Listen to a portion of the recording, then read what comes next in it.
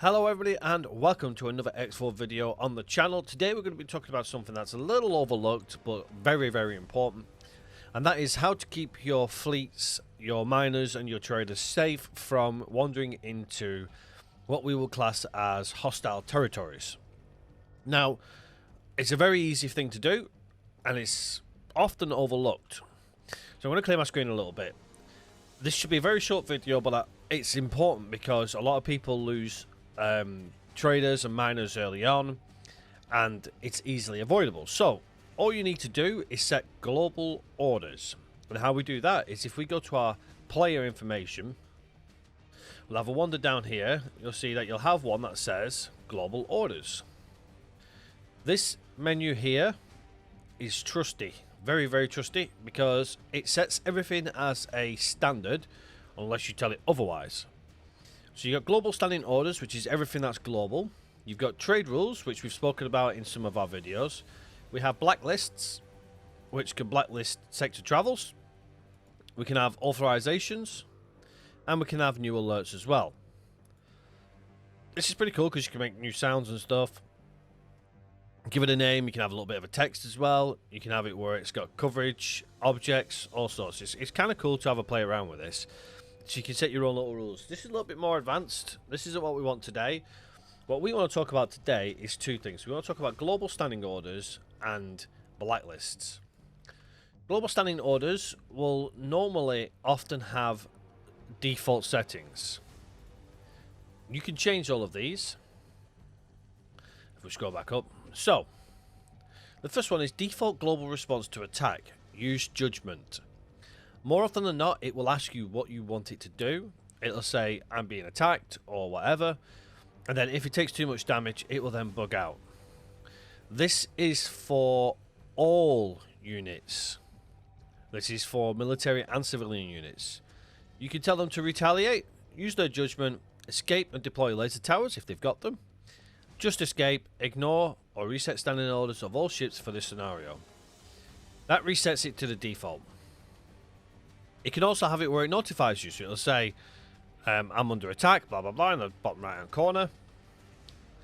Kind of useful.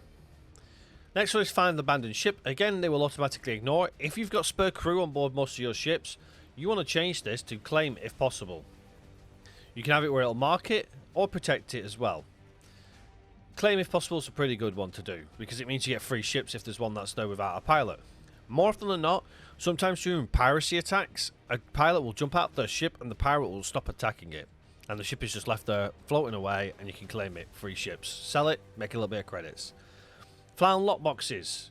I tend to have them where it'll collect, but you can have it where it'll collect, ignore, or wait. Good thing about an AI collecting it is they usually don't miss the targeting zone, and they usually do collect them.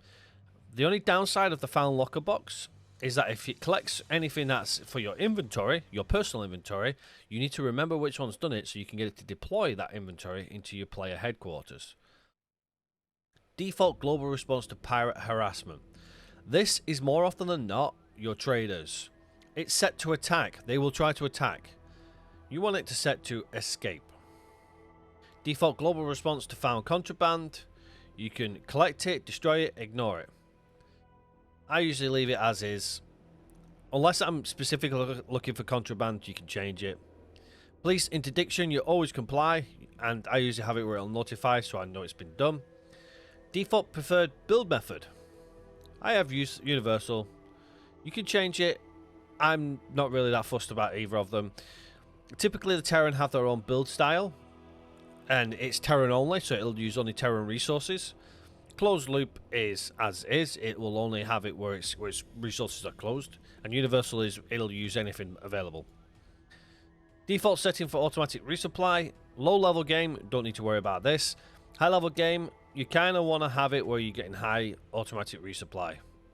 That means it's going for the top end weaponry systems, missiles, stuff like that. Default setting for trade loop cargo reservations. I usually set it for on.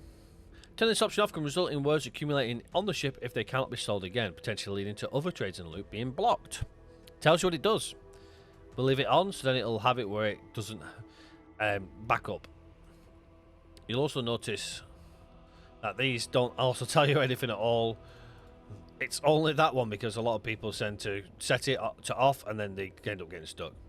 Default setting for ship, weapon and turret behavior. You want to keep this on as defend, but if you're working alongside an AI and you don't want to hit them by mistake, you can have it where it'll defend only, attack all enemies, all capital ships or fighters. If you have it on attack all enemies and you're working with the AI, it sometimes hits the AI. Defend means that it will only respond if someone hits it, less likely of a bit of a crossfire. Also, it also means that you're not the one to go looking for the fights. So early game, keep your defend, then switch it over to attack. Marooning protection is so you don't get marooned on a platform or on another ship. Your ships will wait for you before undocking if you're on the same ship or station. It means that it will say, I will wait for you to tell me to complete my trade or to complete my next stop ship. I can't remember exactly what it says, but it says something along the lines of, I will wait for you to order me to continue. Your current ship will wait for you when the relief pilot takes over. That means when you jump out of your seat and a relief pilot takes over your spot, it will wait for you until you are then ready to move on to the next thing. Useful early game stuff. Notification settings, these are all personal to you. If you don't want them, turn them off. If you want them, keep them on. Now onto the nitty gritty of how to stop people blowing you up. New blacklist. No, go. Type. Sector travel for all civilian ships. Sectors containing dangerous regions. Sectors owned by the enemy. What does that mean?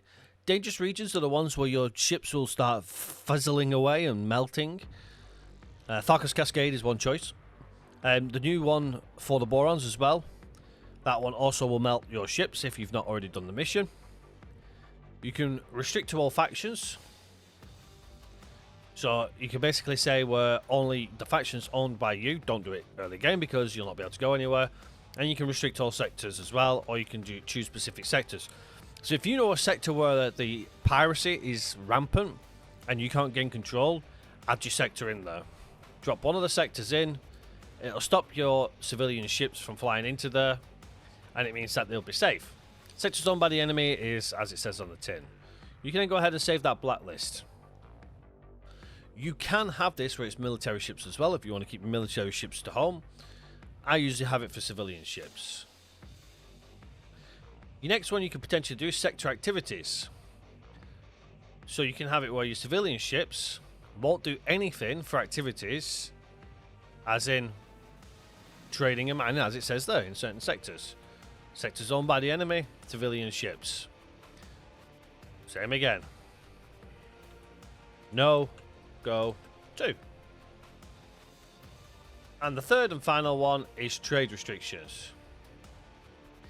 If you're finding that a certain faction is causing you an issue, so for example, if your ships are, say for example, the Paranid, they're at war with the Antigon. You're an enemy of the Antigon, but you're not an enemy of the Paranid. But every time you go into Paranid space, or Antigone, if you want to say, if you end up in a crossfire, you can lose ships.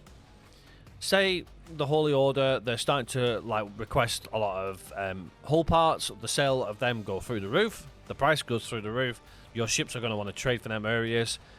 You don't want to block them all off completely. Maybe it's just the zone where the jump gate is. You can shove that zone in. So you can shove that faction in, sorry, and stop them moving into that faction's area.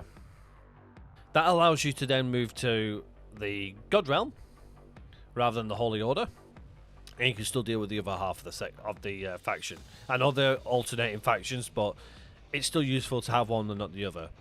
What you can also do as well is you can actually completely block off your travel just by having that entire sector not available for activities or for travel. That's why this trade restriction is only for your factions, because it is for trading with your factions. If you want to go specific, it's your activities one here. So hopefully that's going to help you stay alive a little bit longer. It's pretty simple, but it's very overlooked. Most people don't even know it's there. A lot of people will say, I'm losing ships to X, Y, Z, and I can't stop them. This is your go-to, your first go-to. Blacklists, trade rules. Trade rules, you can have it where it changes restrictions on factions and all sorts. Use all of these, they're really good to use. The last one I want to just quickly touch on is the fire authorization overrides.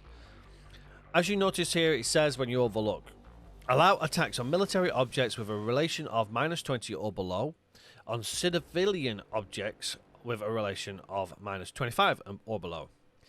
If you are trying to get something, so say for example, let's have a look, we've got a -5 on the Vigo Syndicate. If you shoot the Vigo Syndicate, that -5 will drop like a brick. You can change it where it's defend only. You can allow attacks on objects with a relation of 25 or below. 20 or below, then that's the default. Allow attacks on all military objects, defend from civilian objects. Allow attacks on all military objects on civilian objects with a relation of -25 or below. Or you can attack all objects. If you are trying to up your reputation, put it on defensive. Otherwise, leave it on default.